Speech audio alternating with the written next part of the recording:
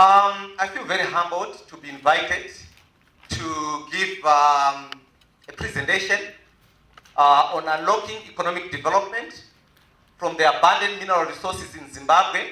What are the current problems and possible solutions? Someone said from the economic justice that as Africans, we always like to start with stories. There is a story which is not for those with a nervous disposition. I heard it from somewhere. So please don't attack me about it. I'm just regurgitating. I know it's not allowed to basically regurgitate, but I will do so. It said that God was distributing resources, and all the continents were gathered. And God kept on putting all the resources on one continent. All the big five, all the monkeys, all the hyenas, all the baboons, everything on one continent. And the other continents started complaining. They said, but God, this is very unfair. Everything you're putting on this continent, but in our part of the world, there are natural disasters, there are earthquakes, there are hurricanes, monsoons. If you've seen what is happening in Oklahoma or what was happening 2 months, you understand what I'm talking about. Or if you saw what happened in Japan, isn't it? When the houses were swept, people, we don't have that in Africa on this continent. And then God is said to have responded that wait until you see the person I'm going to put on that continent. A very rich continent with very poor people. So that's the paradox. I think Shamiso have already explained the challenges. I could very well stop there. That's the key challenge, the development challenge that we face on the continent. It's a paradox. A rich continent and yet the poorest continent. If you read the current edition of the Africa Development Bank's Africa Economic Outlook, it actually asks the question, why is it that in spite of sustained economic growth since the turn of the millennium, there's very little poverty reduction that is happening on the continent? And they contrast what is happening on the continent with what is happening in other continents. It's a paradox. A rich continent and yet the poorest continent. If you read the current edition of the Africa Development Bank's Africa Economic Outlook, it actually asks the question, why is it that in spite of sustained economic growth since the turn of the millennium, there's very little poverty reduction that is happening on the continent? And they contrast what is happening on the continent with what is happening in other continents. And they come up with a very interesting observation that if you look at what is happening in Brazil, in China, and all these other places, there is a progressive structural transformation which is associated with progress, economic progress, away from low productivity activities and sectors towards high productivity sectors. But in Africa, the movement basically is hardly from low productivity sectors into high productivity sectors. They say that shift is still at best in its formative stages. But now if you look at, as you see shortly, at Zimbabwe, Zimbabwe is actually going through the opposite, what can be referred to as a structural regression. We are actually shifting resources, including labor, from high productivity sectors into low productivity sectors. With the deindustrialization, the manufacturing sector is one of the highest high productivity sectors, isn't it? Now the economy is deindustrializing, at the same time we are informalizing. So you can see a sustained shift in resources since the mid-90s from industry to the informal economy, isn't it? And also in terms of the role of mining, which we will discuss shortly, you can see that Zimbabwe's rebound, economic rebound, that has been associated with the GNU since 2009 is basically driven by raw materials, isn't it? We've gone back to the original position where we started. So I want to start by acknowledging that mining is what we call a prototype enclave sector, which is linked more to the external markets than the local economy. That's our starting problem. It's integrated more with the global and not with the other sectors in the economy. It requires huge outlays of capital, hence it's capital intensive, which therefore constitutes also already a barrier to entry by local players. And hence you see the tendency that it's largely driven by FDIs. It requires specialized technologies and skills, which is basically another barrier to entry. Infrastructure links that have been developed connect the mine with the markets, neglecting the communities. I think Shamiso highlighted this issue, isn't it, in his discussion, where he was talking about the importance of also establishing, building the requisite infrastructure in the communities so that they can also benefit. So as we are principally exporting on the continent raw materials, raw commodities with little or no value addition. So basically we are exporting jobs, isn't it? The value addition is done somewhere else. The structure of the mining sector is that we are just hauling out the mineral from the ground, immediately exporting it in its raw form. In other words, we are actually exporting jobs at a time we are actually in dire need of employment, isn't it?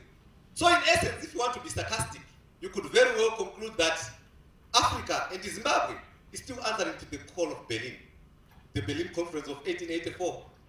They were looking for markets and raw materials, isn't it? So the same thing is still happening today, that our economies are still driven, and in particular mining, by this imperative of supplying others with raw materials, isn't it?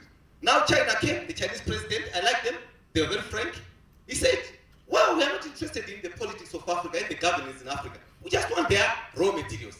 China cannot continue to grow sustainably without the raw materials of Africa. So you can see, everyone else, all these Africa, Japan, Africa summits, etc., it's about raw materials, isn't it, from the continent. So still, that architecture is still very critical. It's still very much driving the economic imperative within our countries. Markets are controlled externally, and hence the sector is vulnerable to commodity cycles. It's a very interesting thing on the continent, isn't it? With the primary commodities that we produce. It's not the person who owns that mineral, who controls the market. It's the buyer, isn't it? The person who is buying is the one that controls that particular market. That's another distortion.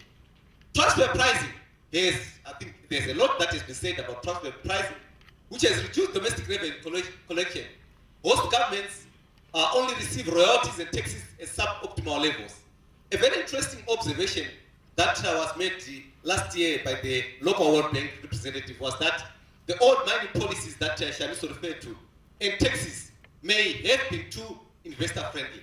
That's what basically the World Bank is saying. And the World Bank is not a radical organization. They are not like you, civil society. They don't make too much positive noises. According to the 2011 midterm fiscal review, the mining industry is an over-accommodating tax structure. I'm not saying, I'm quoting, so don't blame me. I'm quoting the Ministry of Finance in its midterm budget review of 2011, where they are also agreeing with the World Bank that the tax structure, especially in the mining sector, is very, very generous. It's overly accommodative. Booms in mineral prices prompted the companies more, with no difference in return for African countries, prompting countries like Zambia to introduce willful taxes and resource nationalism. I think you've seen on the continent and elsewhere a resurgence of this so-called resource nationalism, isn't it? Basically, as the result of that observation, and hence the issues that we also alluded to, why the African governments actually adopted the Africa Mining Vision. It was actually to address this particular distortion. Hence, the country was not able to take full advantage of the global boom in mining prices. That global boom, which started around 2002, basically Zimbabwe was mired in crisis, isn't it? We basically started reaping some dividend in 2009, isn't it? Benefiting, but we haven't been able to fully benefit from that. I will come to that later on. So in essence, therefore, if I may just conclude that introductory section with where I started, we basically are living a contradiction where diverse mineral base is coexisting with endemic poverty. In Zimbabwe, 62% of households are living in poverty, according to the prices study of 2013 by Zimstat. And the economy, instead of formalizing, is actually informalizing. 84% of all employment, all jobs in Zimbabwe are informal, up from 80% in 2004, according to the latest Zimstat statistics. So we are moving actually structurally in the opposite, isn't it? We are structurally regressing and not actually progressing. So in a recent report, the Minerals in Africa's Development, it's very interesting. The international study group, which was set up to basically address this contradiction, did basically observe that it's critical that we focus our attention on addressing this colonial, it's still very much the same colonial enclave structure, isn't it? The mining sector. Look at any other the same sort of enclave, which is basically more integrated with the external than the internal. But what is critical, according to them, is to transform it from a source of raw materials to an industrial one. I think Duso has already highlighted it. By strengthening or building and strengthening the linkages with the rest of the economy. I'll talk about that on the way forward. And those of you that are interested in reading, there's a very interesting book by Gavin Hillson on enclaves and wealth and hinterlands of discontent. Foreign mining companies in Africa's development. It was published in 2010 by the Third World Network. It highlights this contradiction, this paradox that I've highlighted, which is at the center of the challenge in terms of why it is that the mining sector, in spite of all these resources that God has endowed us with, there's very little that development or pro-poor growth that is happening on the continent. You can see there mineral deposits and mines in Zimbabwe. You can see basically what we already have, isn't it? We've got a whole range, isn't it? Mineral diverse. Zimbabwe is mineral diverse. We've got all sorts of minerals. We are discovering, still discovering others. So you can see that map shows us what we have in Zimbabwe, isn't it? The endowment. You can see also the towns. So many of our towns, isn't it, are associated with mining, isn't it? So many of our towns, and this is the example. I come from Tare, from Wonde Valley. We are very close also to Tuso is coming from close to Chiadzwa, and basically you can see how the mines have also played a role in terms of the establishment of quite a number of the large cities in the country.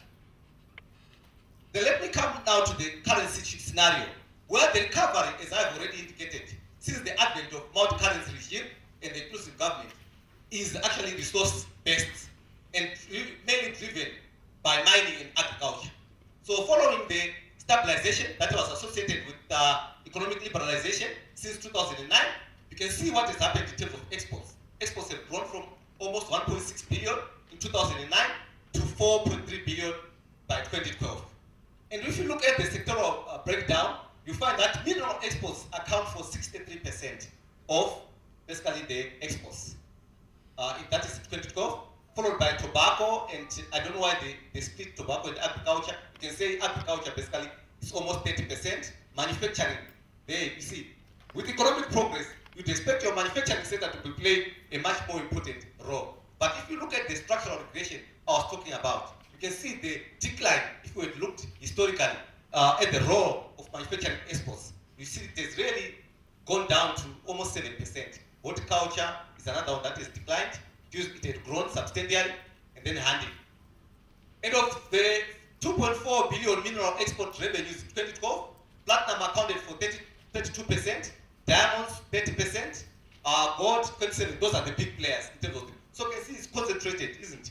There's a serious concentration ratio, not only in terms of the minerals which are driving that export resurgence, but also in terms of the companies. There are very few companies actually in each of those sectors. That's another challenge that we face as an economy. So if you look at the value of mineral exports, it is intimated that they increased by 230% during the period 2009 to 2011, while the value of agricultural exports increased by just over 100% over the same period. Basically, it reinforces that observation that the economic rebound that we have experienced is basically resource-driven. So the structural shift I've already highlighted towards mining has got implications. We all are aware, I've been doing a lot of work on Botswana, why Botswana has been growing sustainably at an average rate of growth of almost 8% since 1970. And yet the levels of poverty are so high for a middle-income country. And basically the issue is about mining. Mining being a capital-intensive sector with very, very little jobs that are created. So basically, as a result of the structural regression, the country risks missing out on the opportunity to rebuild a diversified and sustained economy as it is more exposed to commodity cycles. A lot has been said, isn't it? Excitement in formal circles about the rebound. The economy is rebounding. But let's unpack it. What does it mean? It simply means that we are actually regressing. We are more dependent on raw commodities, isn't it? On commodities, on resource basis. We are less diversified than we were probably a decade ago. Here you can see this basically reflects the distribution of your output by sector. You can see there, just look at mining and quarry. The 80s, you can see it was around 95%, and now you can see by 2011, 2012, since the GNU, you can see the increased role, isn't it? The increased role of the mining sector. Look at manufacturing.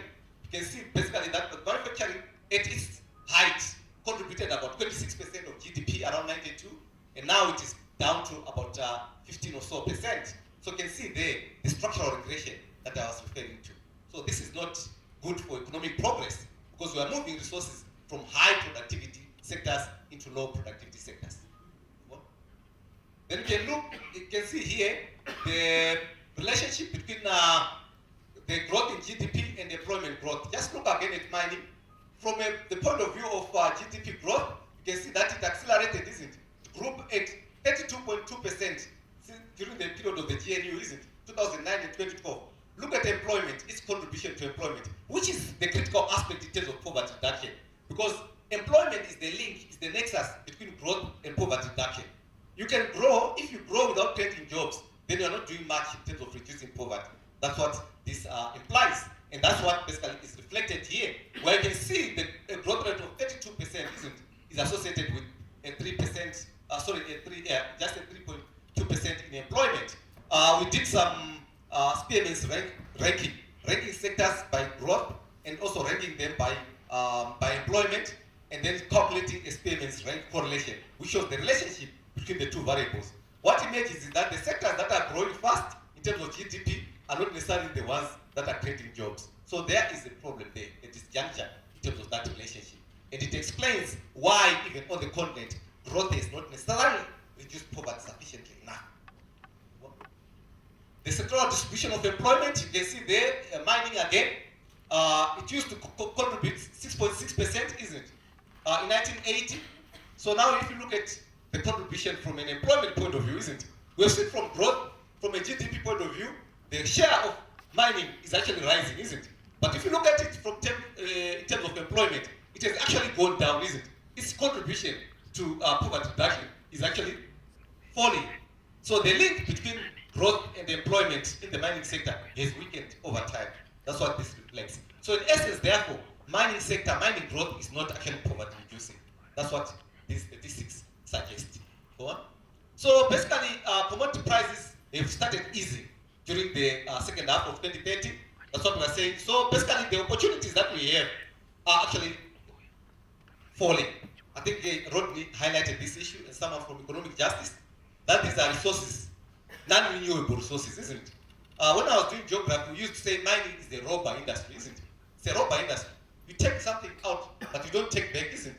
So the stewardship becomes very critical. What you do with those resources, we'll talk about that later on. But what is reflective here is that unless you take the opportunity of this commodity, super commodity cycle that we've experienced since 2002, basically, when basically we're on a downturn, it becomes very difficult, like what's happening now, when commodity prices are going down.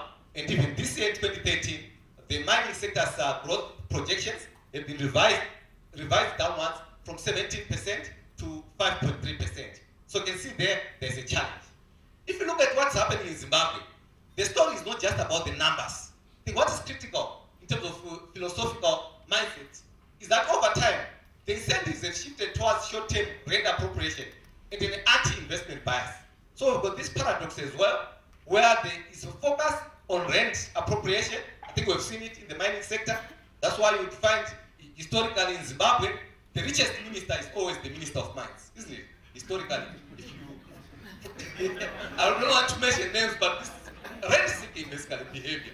So, and we do have an anti-investment environment in Zimbabwe, where institutions are seized with management of rents, characterized by a deep tension between long-term rent management and short-term rent extraction. So there is a disjuncture. We are not, as you know, Zimbabwe hasn't been focusing on long-term, isn't it? The first long-term program that we've had is the MTP. We've always been looking short-term, isn't it? Short-term. We want our minerals. What do we want to do with them? To pay civil servants. Because 71% of the budget is going to employment costs. We are not doing anything for investment. That will be critical for future growth, isn't it? You can see the issues that we're raising, Rodney. What are we going to leave for our children and our children's children? So basically, that's the mindset that we have at the moment. A mindset that is steeped in rent extraction. And basically, That's one of the challenges that we have to deal with in Zimbabwe. Whereas Zimbabwe is a classic example of state capture, where individual political elites capture the state for their private benefits. And that's what Chiadva is a classic example of that, isn't it? Where individuals, that's why nobody is allowed, even those that come from that area, isn't it? It's difficult to go into that area. Even for the portfolio committee meeting, portfolio committee, it was difficult to go to Chiadva, isn't it? You are not allowed there. What is happening there? I think goodness knows. Let's go on. So these are the real challenges we need to really face up. That's why I like about this alternative indabas. We speak out, isn't it? Freely. I'm not sure about the fairness, but we speak freely. Freely. Now when you look at the contribution of mining to exports, basically, you can see what is happening, isn't it? The contribution of mining to exports, isn't it? And then if we were now to juxtapose what's happening in terms of social indicators, the social indicators, those that watched the TV yesterday, child mortality, or the natal mortality, they're on the rise, isn't it? The social indicators are going in the opposite direction. Your exports, mineral exports there's a disjuncture, isn't it? There's an inverse relationship. Your export earnings, mineral exports are actually increasing, but in terms of what is happening, social development is going in the opposite direction. Okay, this basically reflects the same issues that I was talking about. The production by minerals, we won't waste time on that one. Move on. Again, on this one is the same issue, basically showing the rebound that is moderating. Just move on to the next one. The next one, so that we don't waste time. The next one. Then you can also see, go back. The contradiction we are talking about, isn't it? You can see from 2004 the production of diamonds, just as an example, isn't it? What has happened? You know, the increase in the whatever you want to look at, whether it's export volume, carats, production carats, you can see basically 2012 was a good year, isn't it? We're even selling part of the stockpiles, isn't it? 15, we actually sold more than we produced because of the stockpiles that we had. We were also exporting. So as such, you can see that contradiction. And yet, year in, year out, the Minister of Finance has been complaining that very little has been coming into the fiscus, isn't it? From the diamond fields. That's why we are here as the alternative indaba, so that we can clearly look at these issues, isn't it? Without basically looking at the broad figures. If you are at the former say indaba, you just look at the export shares, isn't it? And you look very impressed. It's nice. You know, exports are rising, but what does it mean for the other people? I think that's what we want to do as civic groups. So the World Bank basically it's highlighting what I was just talking about, the lack of transparency. The minister has been saying that, and I quoted just to protect myself, so that you don't see me as the source, but the source is elsewhere. Where the minister is highlighting the said reality of Zimbabwe's mining sector in general, in that the phenomenal growth is not translating into commensurate increased revenue for the fiscus, as well as increased benefit to the economy, let alone communities. These are the realities on the ground. The 2011 mid-term fiscal space also notes the need for a proper, legitimate legal framework dealing with diamond revenue, in line with the Constitution, the Public Finance Management Act, and other laws of Zimbabwe, which demand that all public resources and income be accounted for through the Consolidated Revenue Fund. So these are the demands that we want to put in our declarations, isn't it? That we want to see a congruence between what's going to the revenues and what basically in line with. This basically reflects the major challenge in Zimbabwe. If you look at what is happening, our exports, yes, they've been growing, but now look at the imports, isn't it? We're importing more than we are exporting. So in essence, what this entails is that Zimbabwe is basically exporting jobs, isn't it? We're a net exporter of jobs. We're importing everything, Manguzondora, anything and everything, isn't it? We're importing into this country. Tomatoes, things that are supposed to be produced here, isn't it? A lot of milk, everything, we're importing. Just go walk into a supermarket. This basically illustrates the super commodity cycle that I was talking about, where basically started way back at the turn of the millennium, and Zimbabwe just joined around 2009, isn't it? So basically the issue of stewardship you are talking about, Rodney, we don't know how long this is going to last. So we better make hay while the sun shines. If we continue with this non-transparent environments, like what happened in Zambia, the copper prices were so good, everyone forgot about the fact that things can go bad. The copper prices collapsed, and what happened? With the collapse of copper prices, the Zambian economy also collapsed. So we are so dependent on raw materials. So it's very important for our voices to be even more stringent now, to demand accountability, not to be apologetic about it, because we are the owners. So the politicians, they're supposed to be the servants, isn't it? I come from the labor movement, so we speak out. So forgive me if you are not comfortable with people who just say things as they are. So they are our servants, from the president down to whoever in the cabinet. They are supposed to take a cue from us, not the other way around. So basically, we need to demand that space. Okay, move on, because we've already highlighted these issues. So in a nutshell, what is also very interesting, if you look at the movement of FDIs, is that FDIs are not moving necessarily to the countries where the macroeconomic fundamentals are right. They are moving to areas with resources, isn't it? They are actually resource seeking. So they are not driven by efficiency motives, but they are driven by natural resource tendencies. So they should be coming to places like Zimbabwe. They would love to come to places like Zimbabwe. We've been inundated with demands from South Africa, from all over the world, of people who want to come and invest here. We will talk about some of the contradictions later. Can you go on? That's part of the problem. If you look at some of the constraints, I just highlighted a few of the constraints. The issue of availability of transport infrastructure is so critical to the mining sector. If you look at our transport, it's actually deteriorating, isn't it? Look at Air Zimbabwe, so don't know what it was.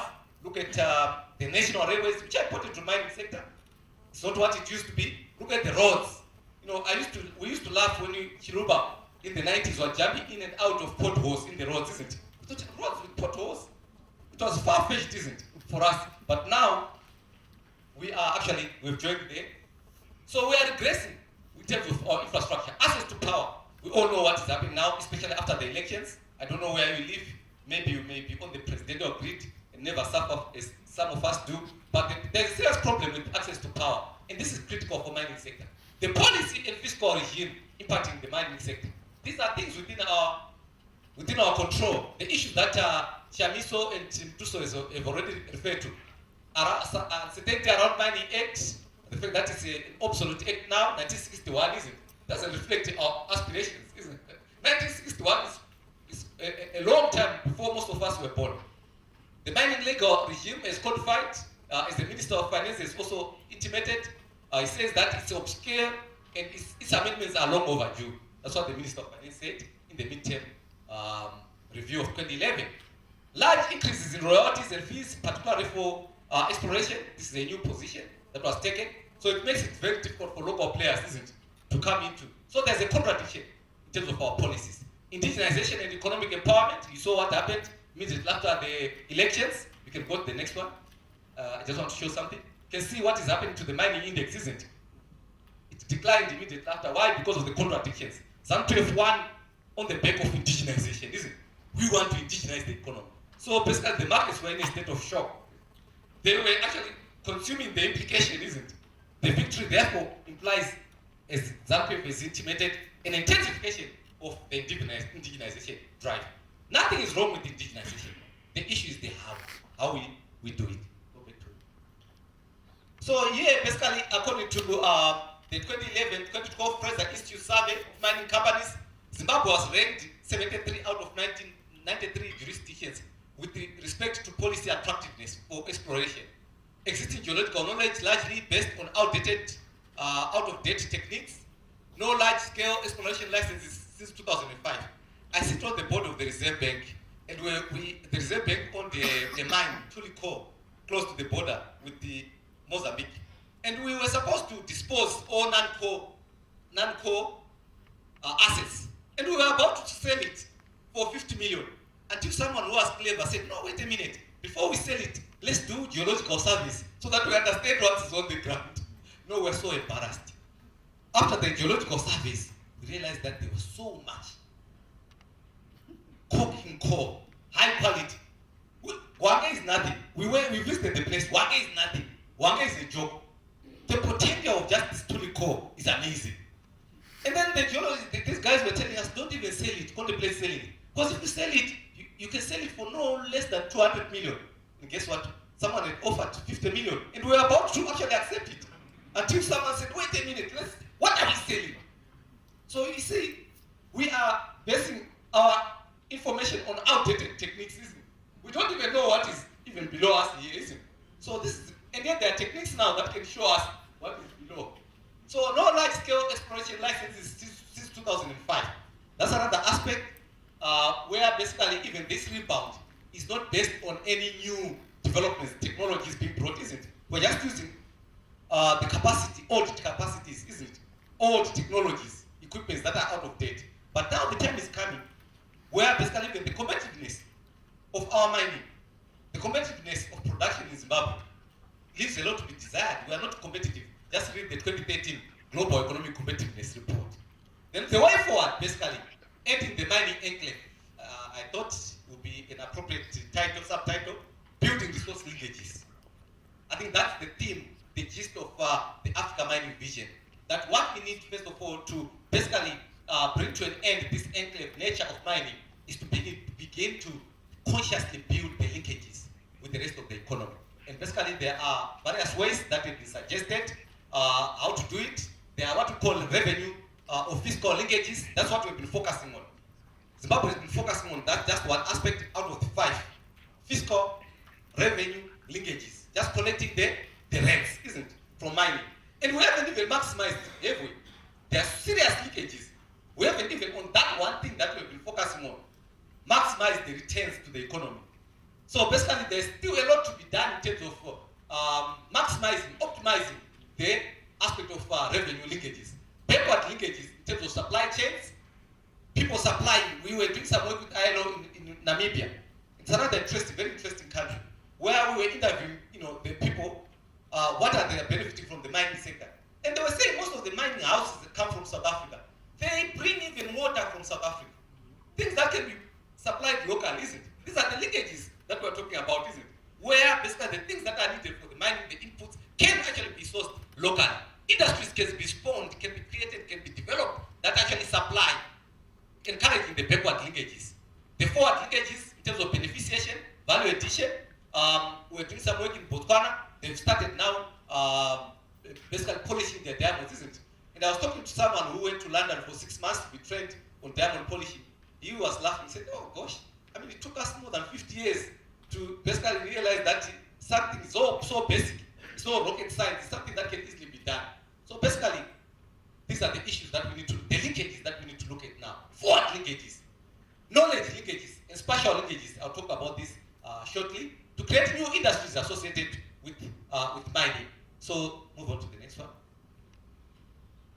So basically, if you look at these linkages, according to the Africa Mining Vision, which is a very interesting document, and basically almost a lot of jurisdictions, even South Africa, if you look at the mining policy in Zimbabwe, it's also being informed by the Africa Mining Vision, which is a very important way of addressing the maximization of optimizing mineral resources, so that actually the local economy benefits. We don't sell things that are raw. We beneficiate and lock the jobs locally. We create side stream linkages in terms of spatial linkages. The infrastructure basically can be used for other associated local economic development, the issues that Shamiso was referring to.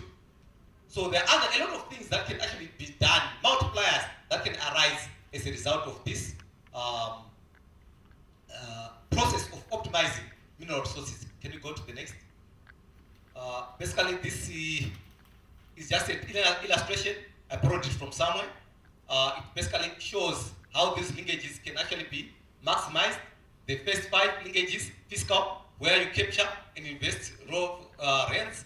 And we've seen that our laws are generous, overly generous. Our tax regimes are overly generous. So there's something that we can do about that. Even the fiscal, the first aspect. Spatial, where we put in critical infrastructure that Shamiso was referring to realize other economic potential and benefits that can stimulate local economic development. Backwards, in terms of inputs, capital goods, consumables, services, and also exports. Those are aspects that can be had. The fourth linkage, basically, refers to knowledge, the linkages, the human resource development, the R&D, the necessary for new technologies, clusters adaptable to other sectors. So that can also be spawned through mining. The last one, forward linkages, value addition, beneficiation, export of resource-based articles, finished articles. So basically, we can use depleted assets to undermine growth in sustainable sectors in a sustainable manner. That's what basically this is about, optimizing developmental impact of minerals. Okay, move Okay, go back to the other one. I liked what Paul Jordan said. Paul Jordan concludes that if the linkages cannot be met, the people's resources will be best left unexploited. If you look at Marangi, all the, some people are estimating that already 10 billion worth of diamonds have been extracted. How many people have been employed? 1,000, isn't it? In the Marangi area. So he's saying basically, if you cannot leverage these linkages, it's better to leave that mineral roadway for future generations that may have better ideas on how to utilize those resources. Because if you look at what has happened over the years, we haven't been able to maximize, isn't it, the benefits from this. Okay, maximizing mineral linkages again is the same, basically elaborating the same issues that I was referring to. Unlocking, moving from a vicious cycle to a virtuous cycle, isn't it, of growth and proper growth. That's what this entails. Can you move to the next?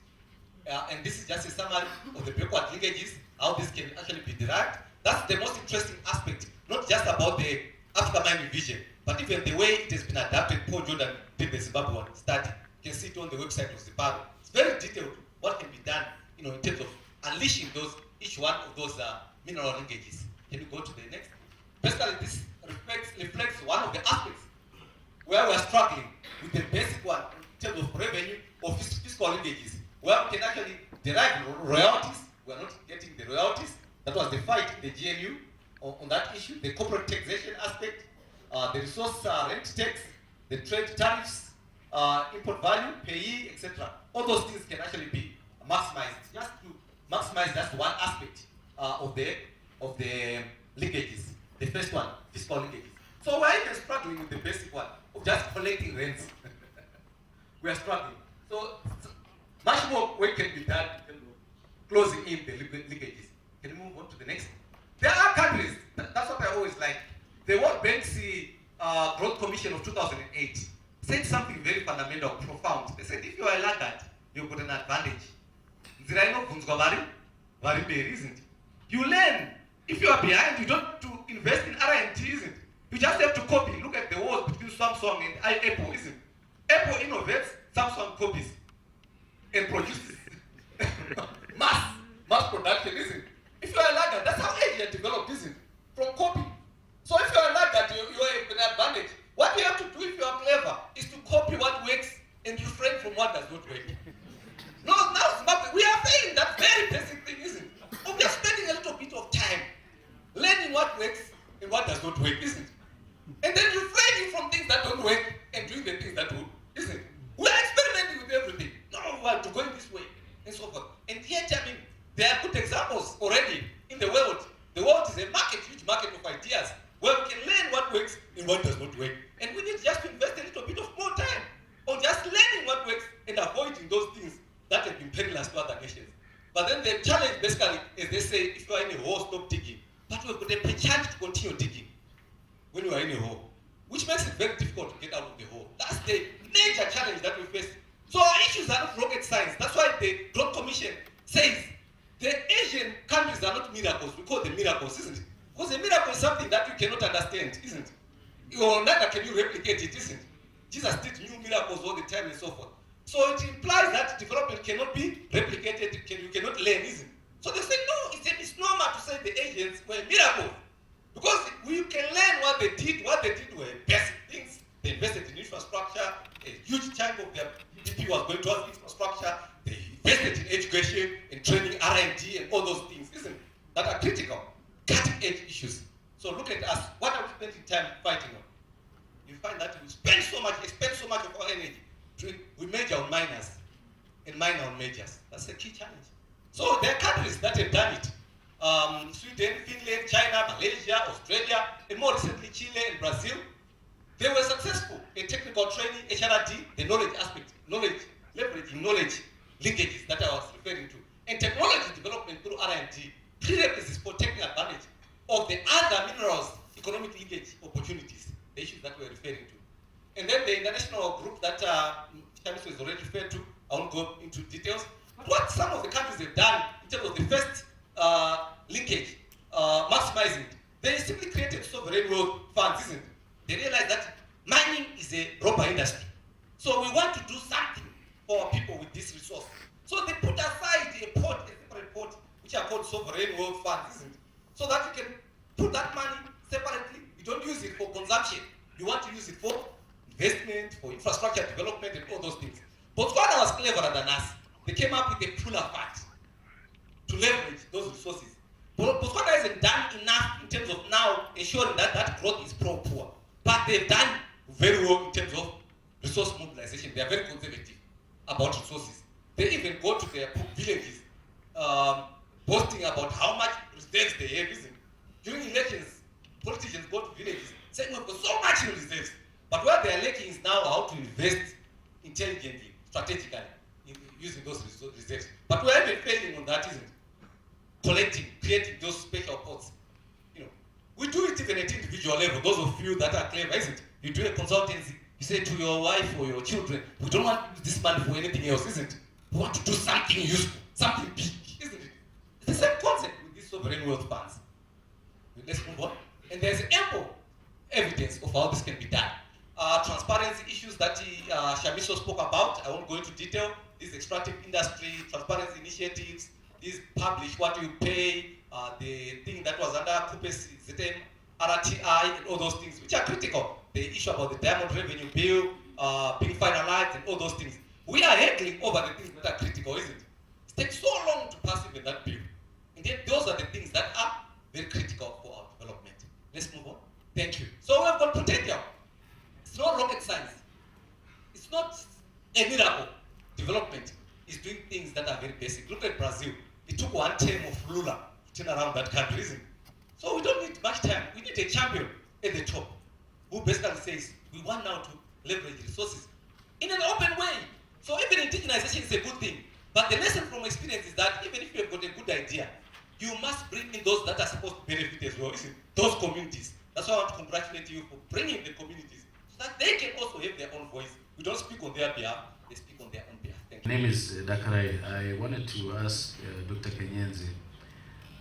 He talked about the irony that the Minister of Finance was observing that our tax incentives are too generous.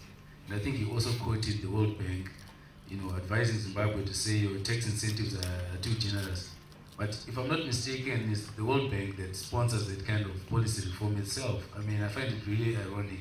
If you look at the case studies of Tanzania and I think even Zambia, they gave advice on policy reform in the mining sector. How do you optimize from your mining sector? And I think some of the things they've presented to those countries are that they should give tax holidays and things like that. But in this case, we are finding they are saying to Zimbabwe, your tax incentives are very generous. I find that very ironic. My second comment is around, he made a comment, he was quoting the International Study Group to say, in Africa we need to transfer our commodity wealth into industrial capacity. And in another comment, he also said that the problem with the mining sector is very technology and capital intensive. So how do we as poor countries get around the obstacle of lacking that technology and that capital? What is the alternative from his point of view so that we internalize that capacity and replace that capacity? Because he was raising the issues with FDI. That FDI is very problematic. But if we don't have the money and the technology, how do we leverage on our resources? And then lastly, he was talking about the speculated figure of about $10 billion worth of diamonds exploited so far. But the irony is that the public debt, the external debt that's talked about in Zimbabwe is around the same amount of money. So I think if we are failing to harness the rent from mining revenue, then it's a missed opportunity. I mean, if we had thought strategically around those mining resources, this country would have been credit worthy again. So I'm just using that figure to highlight the problems with us not being able to earn money from the wealth that is already there. Dr. Kanyenze, how far should we trust structures like World Bank and IMF? History actually tells me that we had a structural adjustment program in Zimbabwe, which caused a lot of problems to our economy. As you are aware, our industry was designed to serve a particular market. that is the European market. And that umbilical cord is now broken, and we don't have a market even if we want to produce. And the DFI is the direct foreign investment, which actually came to capacitate the manufacturing industry in Africa, comes to the people who are enjoying the benefits of the market in Europe.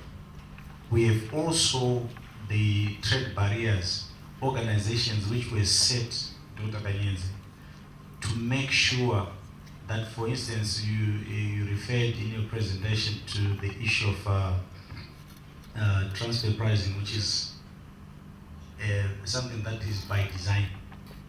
Then you remember we've got the issue of subsidy, whereby there is a fund through these trade organizations where a product being sold here at $10 is retailed at $6 in Europe. How do we go about this trade, especially in the mining sector? Because I do feel that these organizations have a special mandate, not excluding IMF and World Bank. Thanks very much for the very difficult questions. The good thing is I'm not supposed to answer, to give all the answers. All the answers are here. What I can just say on the first one in terms of the observations of the World Bank, if you look at the analysis that is coming out from the Bretton Woods institutions, especially following the recession, the positions are changing. Look at the IMF's analysis, for example, on their fixation with inflation targeting. Inflation is though is the only macroeconomic variable. So now they are saying that it was a mistake. Even the latest document that was done by their chief economist, Olivier Blanchard, on rethinking macroeconomic framework, they are beginning to revisit those things. But however, in practice, they may do even things that are different, isn't it, from what they are saying. As such, someone is observed to Helena, rhetoric runs ahead of actual practice. But when we cite them, like what I did, I'm not necessarily saying I always agree with them, but I'm saying here they're saying something very interesting that we can leverage on, isn't it? We can take advantage and say, even the World Bank is saying this, isn't it? Guys, there's a problem here. So in essence, that's what we are saying. So the World Bank and the IMF, as we know, they are such critical players, isn't it? So when they say something like this, I think it makes sense for us now to say, to ride on it and leverage it to our own advantage. We have to be strategic. So basically, I don't know what they're doing in Tanzania and so forth, but I know yes, where they're coming from. They used to argue that you should provide tax incentives, all these things, isn't it, to attract FDIs and so forth. But that is basically changing, because as I've intimated, FDIs are not going to those countries with nice macroeconomic variables like Botswana. There's very little movement of FDIs to Botswana. And when we were in Botswana, we were asking why is it that they've liberalized, they've done all the things. They've said even Botswana is open for business. You've seen even a South African airport, isn't it? In Advent, Botswana is open for business. You can come and literally do what you want. It's liberalized. But investors are not going there. They are looking for, they're going to the funny places, Angola and so forth, isn't it? They are resource seeking and not necessarily driven by these macroeconomic fundamentals. So that's the point that I was making.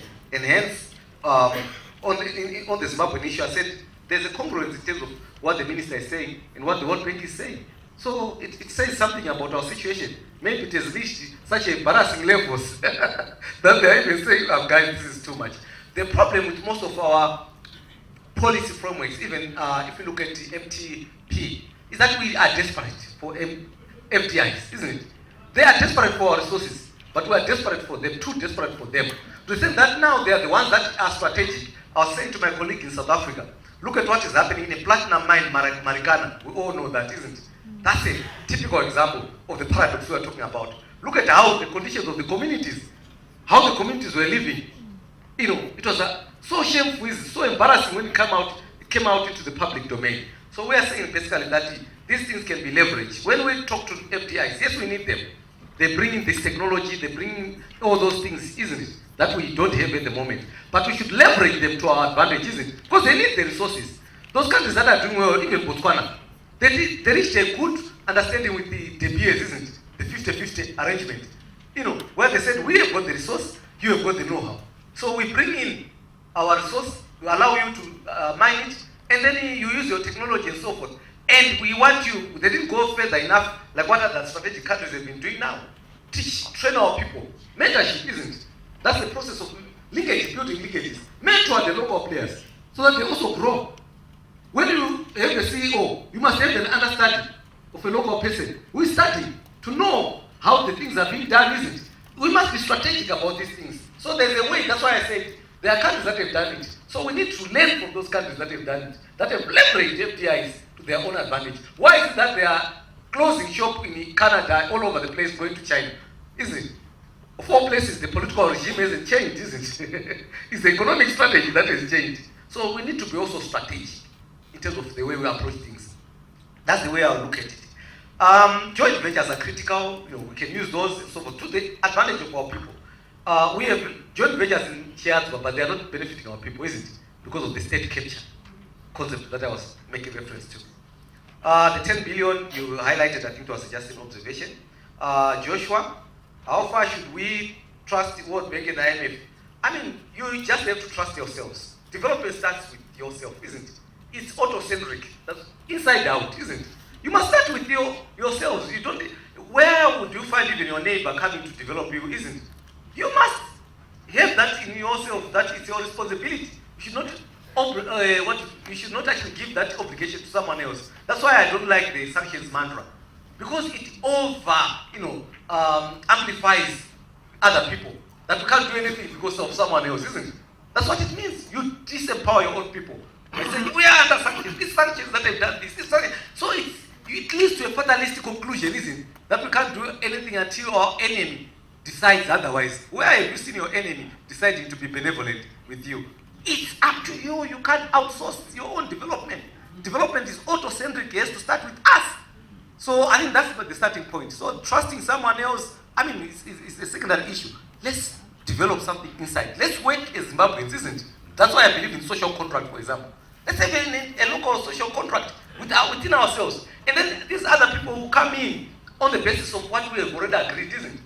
They align what they are doing with what we have agreed to do here in Zimbabwe. They harmonize their activities with what we have agreed. What is missing is the harmony and agreement, alignment, localism among stakeholders. That's why you find someone is talking about FDI, another one is talking about indigenization in the same government. Then how do you move forward? So we must develop this art of even talking to each other and agree on what we want as Zimbabweans first, before we even talk about IMF, World Bank, and everyone else. They don't matter. What matters is us first, isn't it? That's the starting point. That's how development happens. Unless and until you say, guys, we're not happy with where we are. Look at some of those funny outposts that are now making it. Myanmar, Vietnam, Laos, all those places, isn't it? Did you see, did they go to the IMF to say we want money? Did they cry about the foreign investment and all those things? They started doing things locally, internally. So we are tired of this excusitis, this disease called excusitis, finding an excuse. If you find an excuse, don't use it. It's up to you. The buck stops with you. Trade barriers and so forth. I think a lot has been said about strategic trade, isn't it? Trade is not based on free, trade concepts, theories, and so forth, isn't it? Or comparative advantage. It's strategic. Read that guy, that South Korean economist at is it Oxford, kicking away the land. Huh? You get a lot of things that we were talking about, isn't it? Contradictions. Where they tell you don't subsidize, but Europe subsidizes agriculture, isn't it? So you also have to be strategic. Let's build our regional blocks as well as SADC and begin to think strategically. We just did a very interesting study on value chains in Zimbabwe. And what I found very interesting is that people are saying, don't even think about the external market when you can't even supply the local market, isn't it? Start with your local market and the regional markets that you are aware of, that you are conversing with, and then you expand from there. But with us, we are so seized with selling in Europe, isn't it? The distance, the cost, and so forth. And yet here we are not even supplying milk, isn't it? Basic things. So let's start with the things. Trade, I mean, we have to be strategic about it, isn't it? They are also doing it. It's not a charity. Development, I mean, if you look at the global economy, it's not a charitable environment. We have to be clear also. I like Americans. They say America has no permanent friends. They've got permanent interests. They start from their own. That's strategic for me. Why are we embarrassed also to start putting our interests in front on the table, isn't it? He said, these are our interests. And that's what is going to define whatever we do, isn't it? Say whatever you want. The Americans will move against the grain of the international discourse in Syria or wherever, because they are looking at their own interests. Thank you. Thank you. Then the issue of market power is so critical, isn't it? We need also to leverage it, whether it's at regional level. The problem with us commodity producers is we deal with the international markets as individual producers. We have never done like what the Arabs have done, isn't it? They created their own OPEC consciously, isn't it? And they influence, when the oil prices are not to their liking, they cut supply, isn't it? They influence the market. That's called market power. So unless and until we also realize that in a market, we need also to come together as producers and actually exert also our own influence and market power and begin to develop it. Thank you. There was a question asked by our chief here. He was asking TUSO, AMTs, about how we can get community share ownership schemes working better with a case of either one mine, one community. Just to re-emphasize in terms of the response by Dr. Kanyenze. There's also a saying in a book which says, it's not how good you are, but it's how good you want to be. And in Zimbabwe, it's not how comfortable we are with our current situation, but it's how uncomfortable we are going to be about our own situation in the mining sector. That is going to make us